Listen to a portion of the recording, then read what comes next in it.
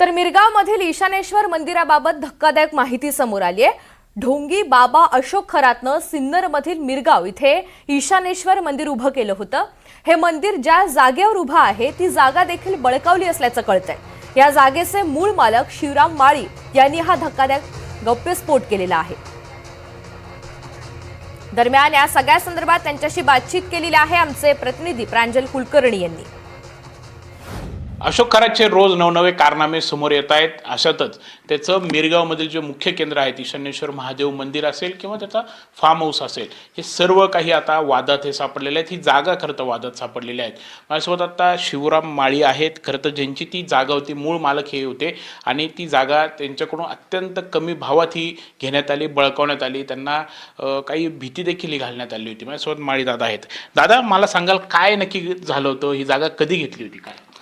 आम्ही ती जागा 1997 साली आमची इथली स्थानिक अडचणीमुळे काही जागा काढून इडली आणि परत बाहेर दुसरीकडे जागा आम्ही विकून आमची स्वतःचीच वडिलोपार्जित आणि आम्ही ती जागा 97 साली खरेदी केली। आम्ही ती जागा 7-8 वर्ष आम्ही ती चांगली शेती केली, परंतु नैसर्गिक आपत्ती, काही शासकीय धोरणाने विशेषतः आम्हाला त्या टायमाच्या शासकीय धोरणाचा आम्हाला खूप मोठा त्रास झाला।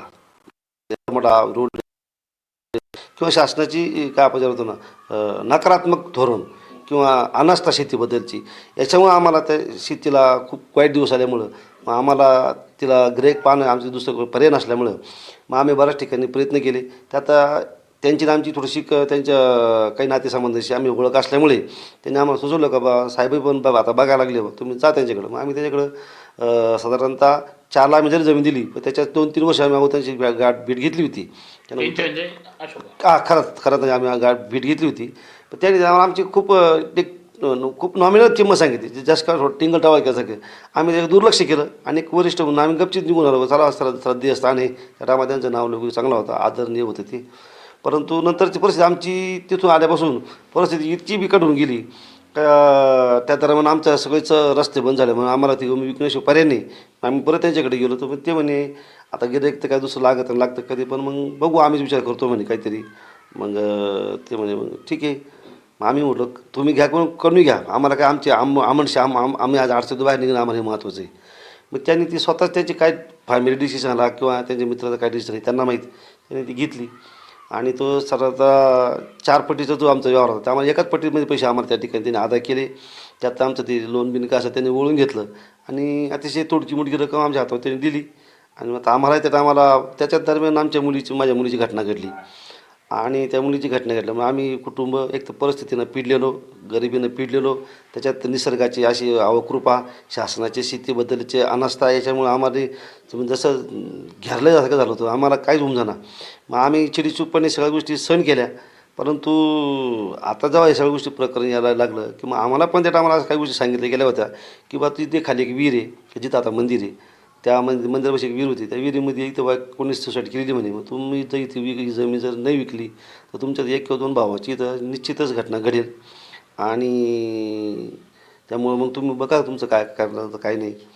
आता आम्हाला वाटलं बा आता एक तर आधी जर परिस्थितीनं जाम आहे, उत्पन्न नाही, काही नाही, त्याच्यात आजून एखाद घटना घडली तर मग अजून आपलं कुटुंब अजून अडचणीमध्ये येईल, कारण मुलाबाळांचे शिक्षण, मुलंबाळी सगळं फॅमिली मोठी असल्यामुळे तिच्या याच्यानं आमचं कुटुंब होतं।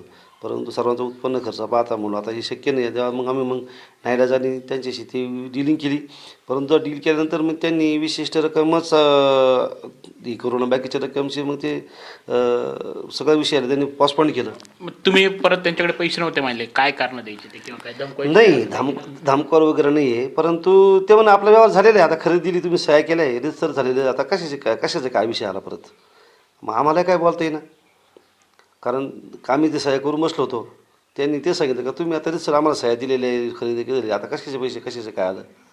मग आमचे हातभर झाले नाही। त्या टायमाला सामाजिक आमची एवढी काय प्रस्थ नव्हतं का बा आमच्यावर कोणी विश्वास ठेवील, बरोबर का? आम्ही सगळेच नेटकेच शालेय जीवनातून बाहेर पडून धंदा पाण्या किंवा नोकरी पाण्या शेतीच्या मार्गाला आम्ही लागलो होतो आमचं। आणि त्या टायमाला एवढी काही मीडिया किंवा असं काही साधन नसल्यामुळे कोणापर्यंत जायचं, तेव्हाची वार्ताहर तोच मोजकेच पेपरवाले असायचे, कोण आपलं ऐकणारे?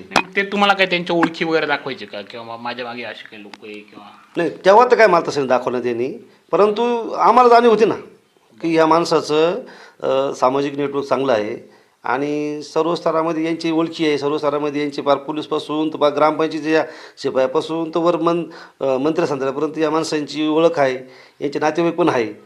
अशा हिशोबाने मग आम्ही त्याच्या तोंडी न लागणं हातामध्ये आणि मग कुठंतरी आता जाऊ द्या, तिकडे गेली तर गेली, आपण इकडे होऊन तरी काहीतरी करू.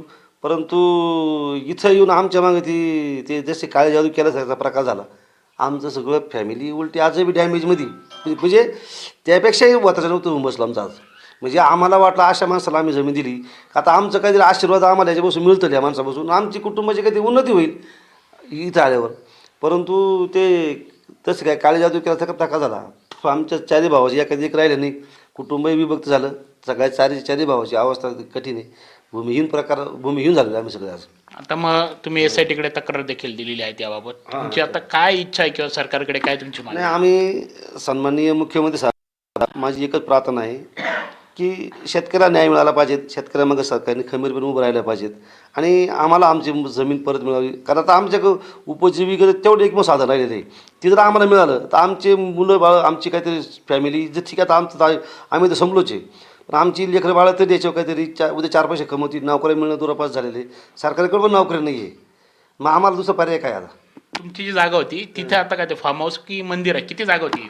ती 16.5 एकर जागा होती आणि म्हणजे ते 33 बिघेचं क्षेत्र होतं ते. आता त्याच्यावर त्यांनी नंतर कंपाऊंड केलं, मंदिर बांधलं नदी पात्रामध्ये, त्याच्यात काही क्षेत्र आमचं आहे.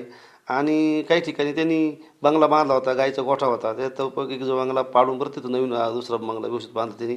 ठीक आहे, त्यांच्याशी आम्हाला त्याच्याशी काही फारसं कर्तव्य नाही. परंतु आम्हाला एकच अपेक्षा आहे की आम्हाला त्या काळामध्ये आमच्या परिस्थितीचा जो काही गैरफायदा झालेला आहे तो शासनाने आता आम्हाला त्या संदर्भामध्ये लक्ष टाकून आणि अजून काही माहिती असेल तर आम्ही शासन दरावर तिची व्यवस्थित पाठपुरावा करू.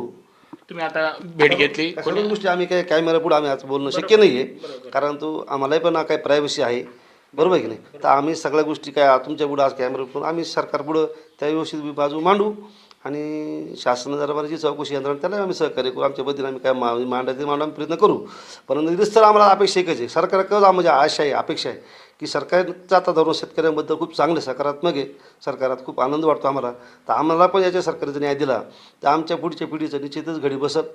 इथं मग आहे त्याला काही इलाज नाही. मग 18-20 दारिद्र्याला आम्हाला सामोरं जावं लागेल जर शासनाने नाही आम्हाला सहकार्य केलं तर. धन्यवाद. आपण बघत आहोत खरं तर कुठेतरी त्यांच्यावरती जी काही वेळ आली होती त्याच सर्व त्याचा या गोष्टींचा त्यांनी फायदा हा उचलला. त्यांच्या मनामध्ये काही भीती घालण्यात आली आणि अशा प्रकारे त्यांची जागा जी आहे ती खरं तर त्यांनी घेतली आणि त्यामुळे आता यांची एकच मागणी आहे की आम्हाला सरकारकडून जो आहे तो न्याय मिळावा, आमची जमीन आम्हाला परत मिळावी अशीच ते मागणी करतात. कॅमेरामन विकी पवारसह प्रांजल कुलकर्णी, NDTV मराठी, सिन्नर, नाशिक.